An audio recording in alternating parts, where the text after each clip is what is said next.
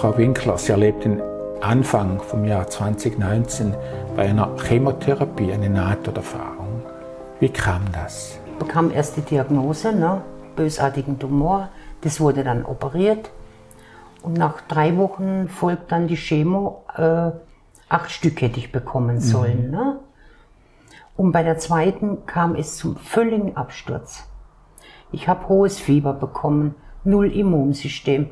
Ich konnte nichts mehr essen.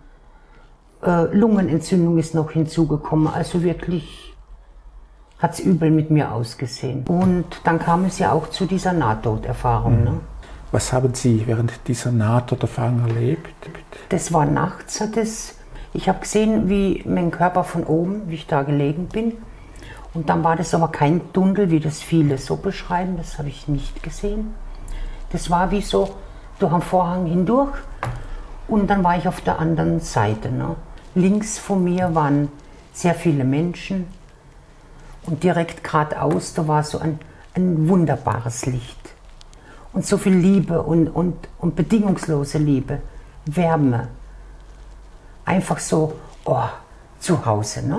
Aber diese sind alle verstorben gewesen? Waren alle schon Tote. Meine toten Vorfahren, sage ich mal. Dann haben mir die Leute schon zugewinkt. Da waren dann meine Eltern, Tanten, ein Bruder habe ich auch schon drüben. Und die haben sich alle gefreut. Und da wurde nicht so gesprochen beim Kommunizieren, sondern es ging alles über den Geist irgendwie. Ja, und jetzt bin ich da wie zu Hause. Ich bin zu Hause angekommen. Ich habe dann noch andere Menschen so gesehen, die ich nicht kannte. Okay, gut, Und ganz hinten sah ich mein Patenkind, eine junge Frau, die sich selbst entschieden hat, nach drüben zu gehen, also Selbstmord. Und die schaut mich und die sieht mich und die winkt mir zu und freut sich und rennt auf mich los. Sie rennt in vollen Satz. Ich wollte auch rennen, aber bin da nicht weitergekommen. Und kurz vor der Umarmung kam dann meine Großtante. Die hat sich dann so breit vor mich gestellt und sagt, du hast noch eine Aufgabe, du musst zurück. Und wie war sie gekleidet? Sie war gekleidet mit so einem langen Lodenrock, hatten die Frauen von damals. Und so ein gestricktes Oberteil. Und die Haare waren hinten so knödelt, so wie sie halt ausgesehen hat. Und sie hat auch jünger ausgesehen. Es war also ein großer Raum? Nee, ein Raum, fließend. Das war alles so fließendes. Also nicht so ab. Und da waren diese Menschen. Und da vorne war dieses Licht. Aber das ist ein Licht, wie man es auf der Erde eigentlich nicht sieht. Also so schön, so. Und da wollte ich ja eigentlich hin. Wie viele Personen waren das insgesamt, die Sie da begrüßt haben? Vielleicht 6, 7, die ich so begrüßt habe. Bis da meine Großtante dann eben gekommen ist. An die konnte ich mich gut erinnern. Da war ich, glaube ich, 8 Jahre, wo sie gestorben ist. Und das war auch eine ganz, ganz liebe Frau. Aber da war sie nicht so gut zu mir in diesem Moment, wo sie mir das verkündet hat, zurück. Sie hat gesagt, Sie müssen wieder zurück. Sie hat gesagt, ich muss wieder zurück, da gibt es noch eine Aufgabe, und da war sie richtig streng zu mir. Und dann, wo sie das gesagt hat, hat sie die Hände so auseinandergefaltet und hat mich angeschaut, und da wurde es auch alles dunkel, wo ich zuvor gesehen habe. Und dann war das, Warum hat dieses Patenkind sich das Leben genommen? Sie hat eine psychische Erkrankung bekommen und hat sich nicht behandeln lassen. Und hat es kurzerhand dann für sich wohl entschieden. Oder doch auf lange Hand. Sie hat sich auch bei ihrer Mutter verabschiedet und komische Dinge hat sie noch gemacht. So. Wir wollten da gerade in Urlaub zu ihnen fahren, weil wir zusammen wandern gehen wollten. Und sie fragt noch, ob ich das jetzt wüsste, wann ich genau komme. Und da hat sie so geschaut, dass ich schwarze Klamotten dabei habe und so. Ne? Die hatte schon alles vorgeplant. Als Sie sie in der geistigen Welt gesehen haben, war sie wieder heiter und gelöst? Sie war ganz gesund und heiter und gelöst und fröhlich und hübsch. Also hübscher, wie sie auf der Erde eigentlich war. Gut, die letzte Zeit war sie ja schon sehr mager und so. Ne? Und das war alles weg. Als die Großtante Sie zurückgeschickt haben, wie kamen Sie wieder in den Körper zurück? Es ist eigentlich fließend gegangen, schnell, dann war ich da drin und dann hat mein Herz so wie, wenn ich einen Stromschlag da drinnen erlitten hätte. Es war furchtbar. Dann war ich da gelegen, schaue meine Infusionen an und war eigentlich sehr, sehr traurig. Ne? Hab dann sogar geweint. Warum durfte ich jetzt nicht bleiben? Ne? Aber hat ja nicht so sein. Ne? Was meinen Sie, ist noch Ihre Aufgabe hier auf dieser Welt? Das habe ich bis jetzt noch nicht wirklich für mich ergründen können, was das ist. Aber ich denke, es wird sich zur Zeit dann irgendwann zeigen. Ne? Können Sie sich erklären, warum Ihre Großtante Sie wieder zurückgeschickt hat? Meine Großtante, das war auch zu Lebzeiten eine ganz, ganz fromme Frau. Die war wirklich eine Gläubigkeit gehabt, das können wir uns ja heute gar nicht mehr so vorstellen. Ne? Die ist jeden Tag von hohem Berg runter zur Kirche gegangen. Und das war halt eine ganz fromme und eigentlich für mich immer liebevolle Frau. Ne?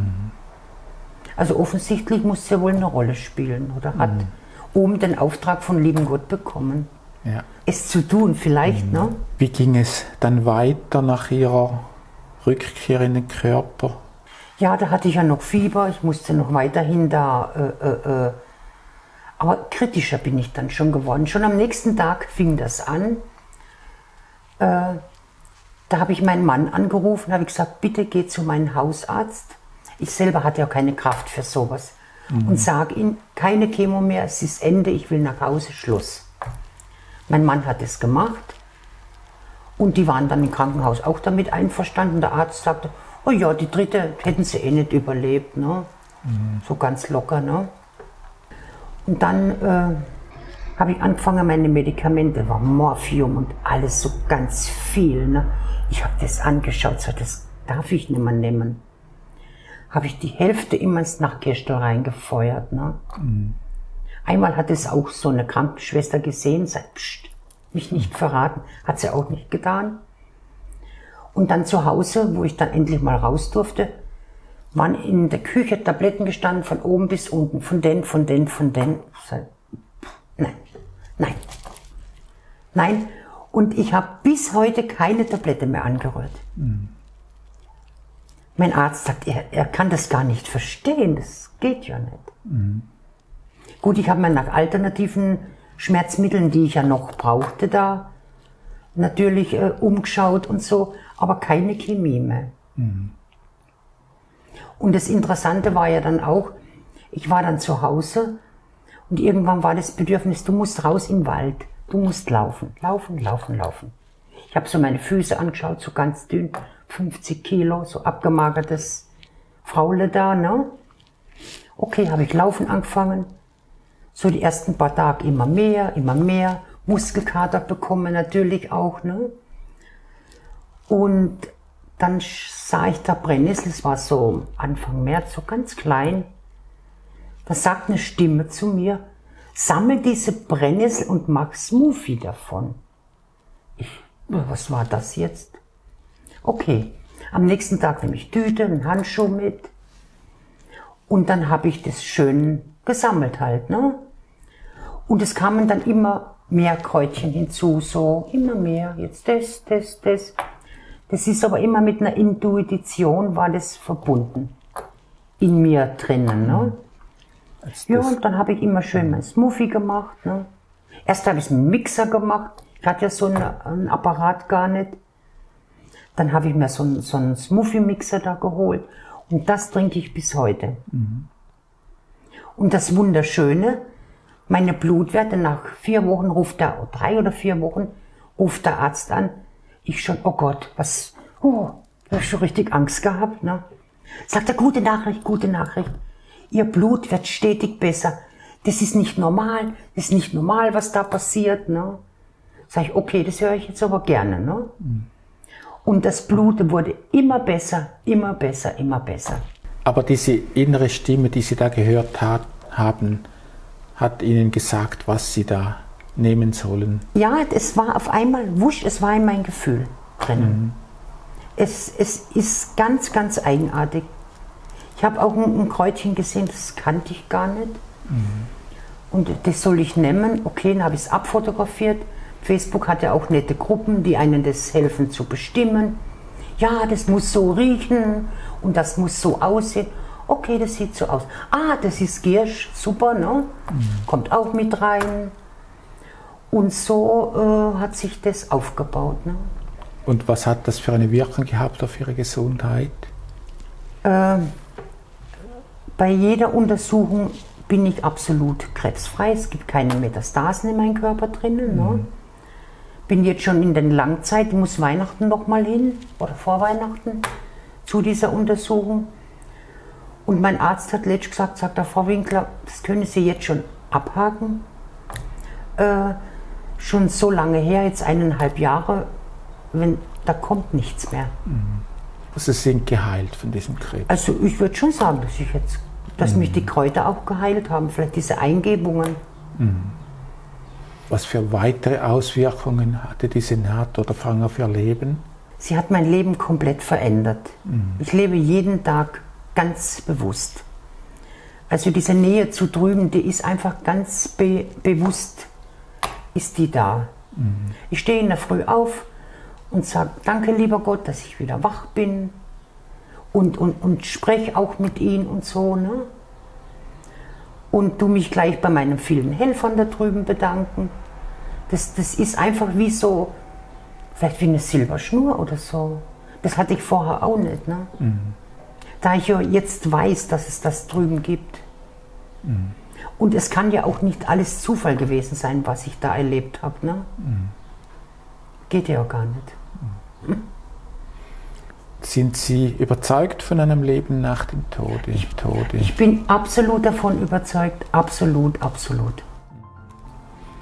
Ich denke sogar, dass unsere Seele oder Geist, das weiß ich jetzt nicht genau, das ist der unsterbliche Teil. Dieser körperliche Teil da, ja okay. Der gehört auch der Erde, ne? Das steht ja auch schon in der Bibel drinnen. Ne? Frau Winkler, herzlichen Dank für das Gespräch. Gerne, Dankeschön.